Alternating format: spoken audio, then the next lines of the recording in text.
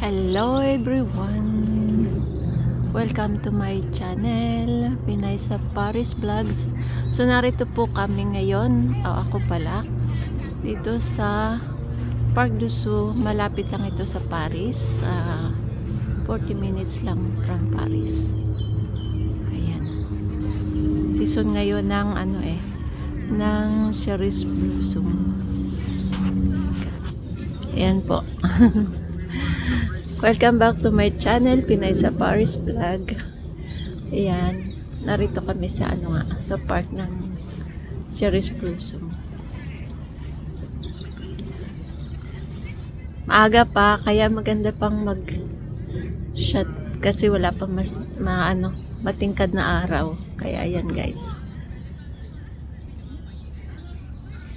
Ano lang ito, 40 minutes lang from Paris. Ang pangalan ng park ay Parc du Sceaux. So kailangan dito ay ganitong mga kasi siguro next weekend ay magbabagsakan na siya. Ngayon pa lang kasagsagan ng nila pagbuka. Buka talaga, Tagalog na Tagalog. Ayan. Kaya ang dami niya siguro. Ewan ko, siguro mga 100 o 200 trees siguro to pinagtabi-tabi. Siguro mga 200 trees din naman siguro yan. Kaya ayan. Dahil nagpipiknik dito pag yung magandang araw, puntahan to ng mga Pilipino din. Nagpipiknik sila dito. Kaya inagahan ko kasi ayoko mag-video ng maraming tao na sa puno ba. Hindi ka makalapit sa puno pag napakaraming tao. Kaya ayan, inagahan ko na. Pero marami na rin tao. Pero yung halos yung narito ay mga talaga titake ng picture. Malalaki yung mga camera nilang dala. Kasi maganda nga mag-shot sa morning. Tapos wala pa masyadong tao sa puno. Ayan guys. So, yun nga pala sa susunod na video ay i-update ko rin yung bahay ko sa Pinas. Ayan. Lapit na rin akong mag-retired. Na lang, siguro mga 4 years na lang. Lapit na ako mag-for good sa Pinas. Kaya, enjoy na lang din. Tapos,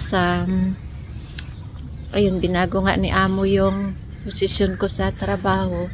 Ginawa naman akong, ngayon, dinagdagan na sahod. Tapos, ginawa naman akong, gouvernante.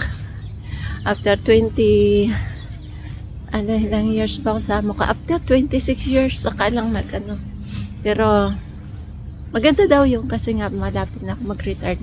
Mas madadagdagan daw yung retirement ko pag tinaas. Dahil tumaas yung sahod ko. Tapos, tsaka matatandaan na rin yung mga amo ko.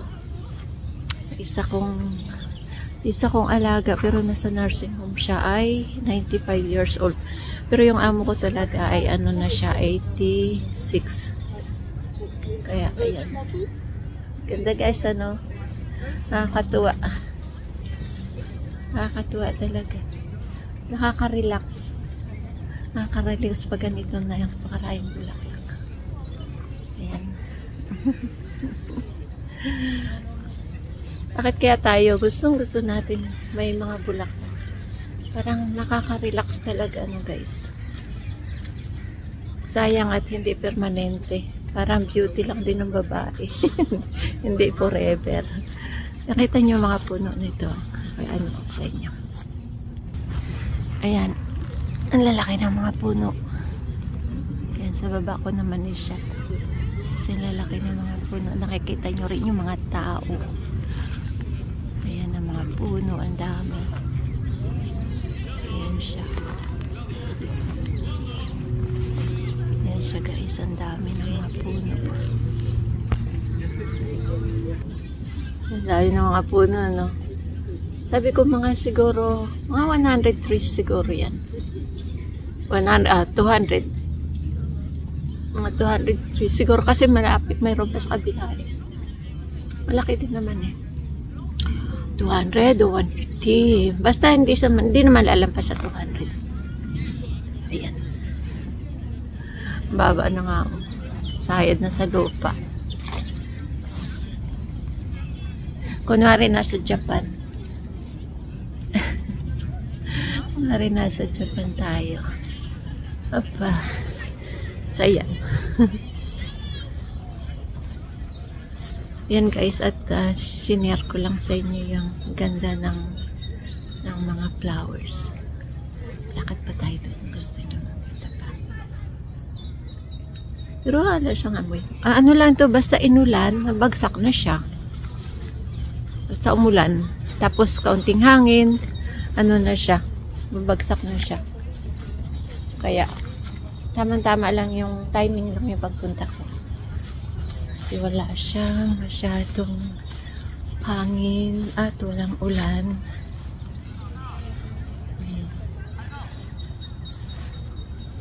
Ito. Diba?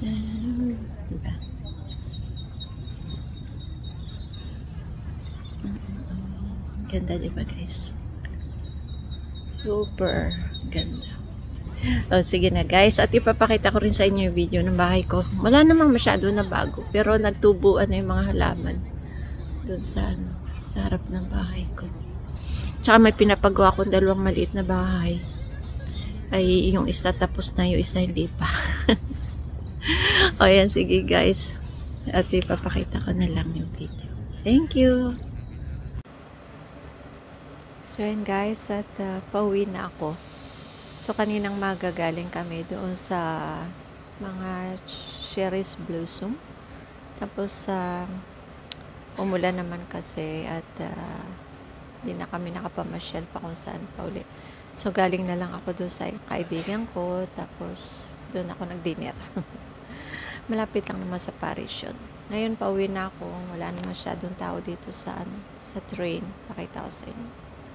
So yan, nasa train ako at pabalik na ako ng Paris. Medyo late na kasi, kaya wala na masyado ngayon tao sa train. So dito na ako sa La Défense. So bali bababa ako sa Charles de Gaulle Étoile. Ayan. Wala na masyadong tao. Dati puno-puno guys ito. Pag yung umaga, talagang siksikan ito. Hindi ka halos dyan makapwesto. Kaya, ayan. So, ayan. Narito na ako sa Charles de Gaulle. Ito may second floor yan. May second floor itong train na to guys. Ayan. So, dito na ako sa Charles de Gaulle. Charles de Gaulle Étoile. Titake ako ng bus. Train pa. Magme-metro pa rin pala ako, tapos pinapaganda kasi nila itong may lapit ng matapos. Ayan, maganda na siya. Lapit ng matapos. Ang ganda ng logo ng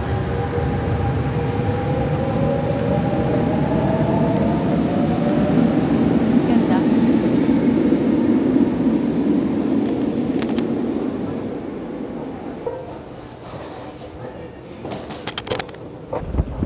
Magla-line 1 ako, lakas ng hangin. Magla-line 1 ako, tapos line 9. Lakas ng ang lakas ng hangin. Yan o. Taas ng na escalator na to.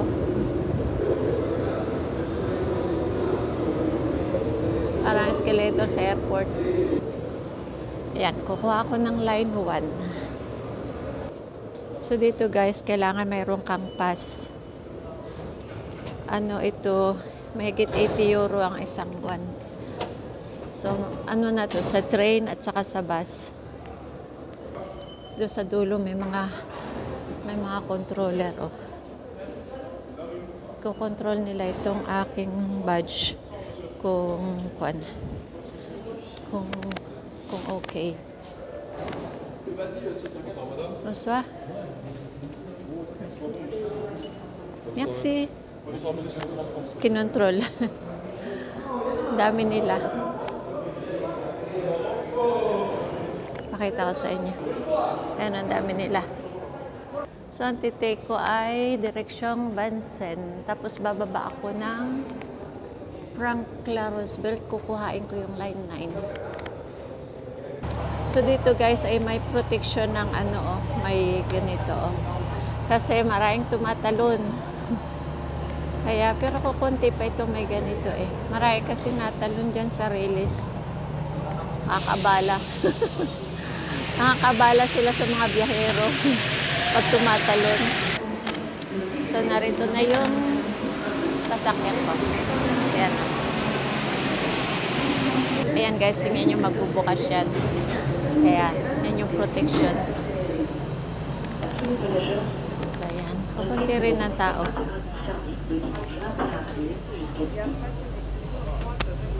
So ayan, narito na ako sa train. At hindi ko tuloy saan ako titingin. Para naduduling tuloy ako. Saan ako titingin dito.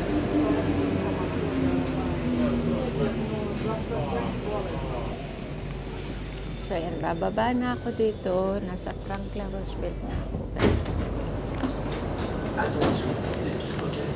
Franklin Roosevelt. Kailangan ko mag-take ng line 9. Andun pala sa kabila yung 9. Ayan. Ayan, magsasara yan. Pag naipit ka dyan, minsan naipit ako. Yung last minute, pumasok ako dyan. Naipit talaga ako na tamaan yung dede ko. Kasi pag nagmamadali ka, hahabulin mo talaga siya. Yung ibig ko sabihin, ayaw mo na maghintay ng susunod na train. Kaya, sabi yun, nangangaipit. Ayan. At lalakarin naman natin ng konti. Nandito pa rin tayo sa subway. Sa subway pa rin tayo. Paris, Paris by night. Nasa ilalim ng lupa. May nagtutugtog dito, guys.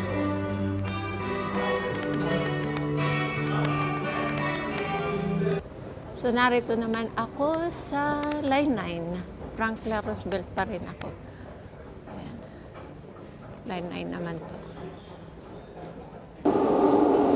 So, yan na yung metro. Sasakyan ko. Direksyong concept. So, dito tayo. Kukunti ang tao. So, nakarating na ako dito, guys. At mukhang naulan. Mukhang naulan. So, ito na yung aking destination. Lalakarin ko na lang papunta sa bahay. Ayan, naulan nga, naambon. Nakapayong yung mga tao. So, yan na guys. At naulan, kailangan ko magpayong. At mababasa yung camera ko. So, papaalam na po ako sa inyo. At sa next video ko na lang i-update yung bahay ko sa Pinas.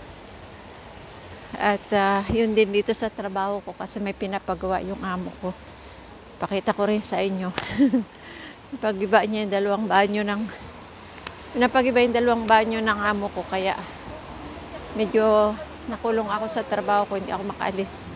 Kasi nagbabantay ako ng mga workers. Ayan, nakapayong lahat yung mga tao.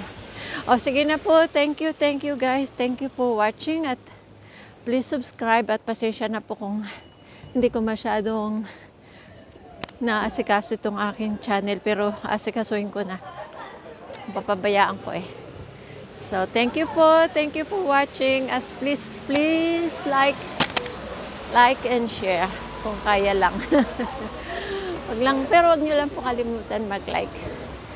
Yun lang po. Sige, thank you po. Dito ako sa tapat ng restaurant. Matao yung restaurant. Thank you po. Thank you for watching. Bye.